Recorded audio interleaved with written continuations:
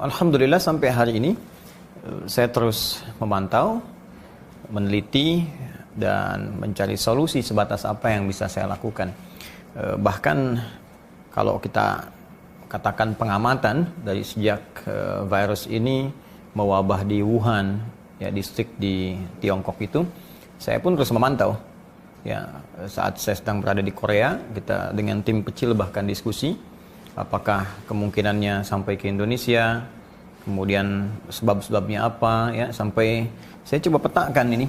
Ya, saya coba petakan nih yang kita buat, yang sempat saya tempo hari sampaikan pula, ya, dari aspek info nabawinya, kemudian sebab-sebab wabahnya, penanganannya seperti apa, gitu ya, sampai ke tahap ini, ya, sampai detik ini. Alhamdulillah kita bahkan riset sampai data, setiap hari pantau. Ini data yang saya keluarkan dari keterangan pers, ya, jubir pemerintah untuk COVID-19, ya, Ahmad Yuryanto, Bapak Ahmad Yuryanto, ya, setiap beliau memberikan keterangan pers, saya coba lihat di media, kemudian saya keluarkan datanya. Ini yang saya buat, tapi saya tidak turunkan ke bentuk kurva, ya, atau ini cuma tabel statistik saja.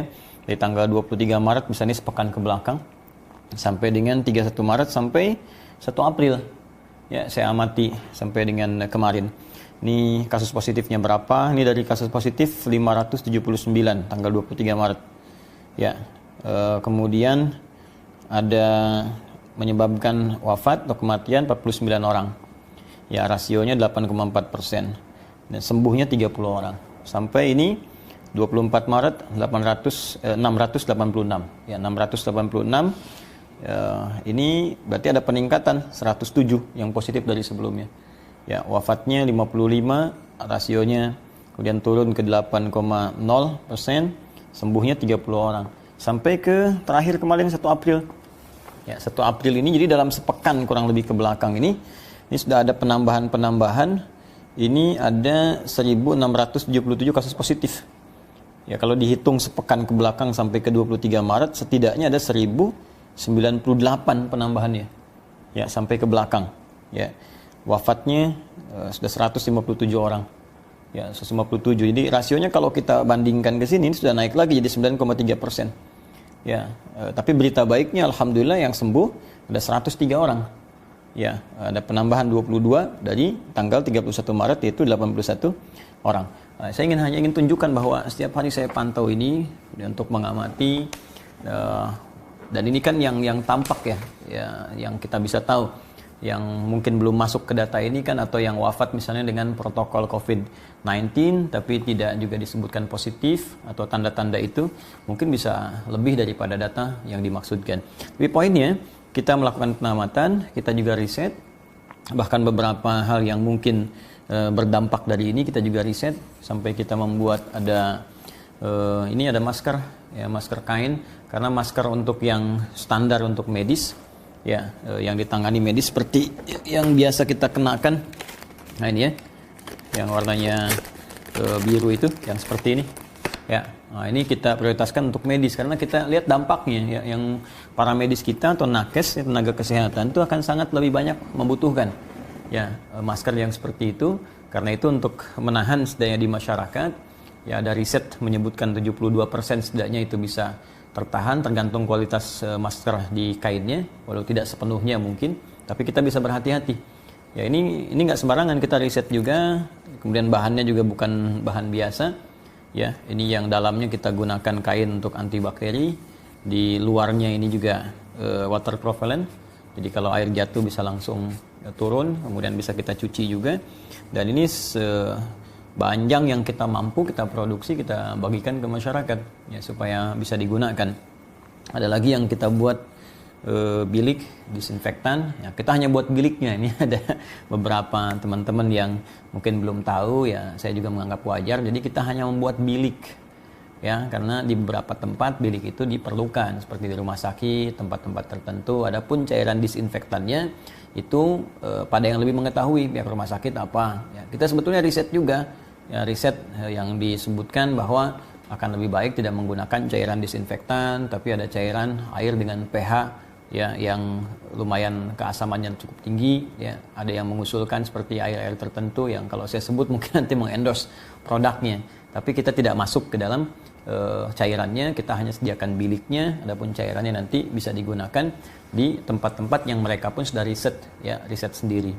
Ya, ada yang kita buat APD. Ya, APD ini masih dalam pembuatan karena bahan bakunya yang sulit. Ya, bahan bakunya sulit, kita ada antrian juga, tapi kita nggak buat sembarangan. Jadi kita riset, membiasakan meriset. Ya, ada juga yang kita lakukan riset di rumah sakit, kita bandingkan dengan yang di Wisma Atlet seperti apa, kita tanya, lalu kita buat apa yang bisa kita mampu. Nah, ini yang hasil yang saya amati sampai dengan saat ini, dan tentunya saya juga bertanya dan berkoordinasi dengan beberapa pihak seperti yang kita koordinasikan dengan Ikatan Ilmuwan Indonesia Internasional, ya, kemudian ada juga beberapa data-data tambahan yang kita coba lihat, coba kita baca, kita pelajari, diskusikan dengan beberapa orang memang pakar di bidangnya.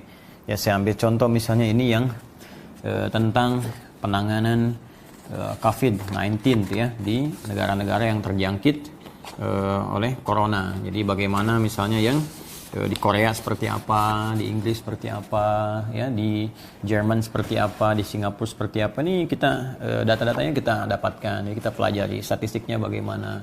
Dari situ kemudian akan ada manfaat yang mungkin setidaknya buat kita atau wilayah kita, atau kita share nanti dengan kepentingan yang lebih luas sepanjang dibutuhkan. Ya, ada juga yang saya juga coba pantau tentang panduan menghadapi COVID-19 atau Corona langsung dari model Tiongkok, ini model RRC ya. Nah, kita juga dapat ini dari pengertiannya, pencegahannya, pandeminya apa, bahkan kolaborasi mereka yang di medis dengan yang di tradisional. Jadi tabib-tabib tradisional itu juga dipanggil, didudukan dengan yang medis-medis kontemporer, kemudian diskusi penanganan seperti apa. Nah, ini kita coba dapatkan juga dari sini, kita bisa riset. Ya, riset dengan lebih serius kepada khususnya dengan passion saya misalnya di keislaman, tentang hazanah ya dalam keislaman yang kira-kira mengisyaratkan solusi pada permasalahan wabah. Ya, semisal kalau ada tadi misalnya di konteks obat atau medis di Islam ada enggak gejala-gejala seperti itu yang kira-kira bisa ditangani. Jadi kalau Anda tadi bertanya apakah Ustadz mengamati, saya mengamati, memantau, meneliti, dan yang paling penting mencoba untuk berkontribusi menghadirkan solusi. Nah, itu yang paling mungkin bisa kita lakukan. Selain tentunya kita berkoordinasi juga dengan MUI ya untuk merumuskan atau mensosialisasikan fatwa-fatwa yang sekiranya telah dirumuskan oleh pihak MUI, atau kita berikan usulan ya, kemudian dibahas, lalu kita coba sosialisasikan ke masyarakat, yang dengan itu kita bisa bersinergi satu dengan yang lainnya. Itu yang saya kerjakan. Wallahu taala a'lam bishawab.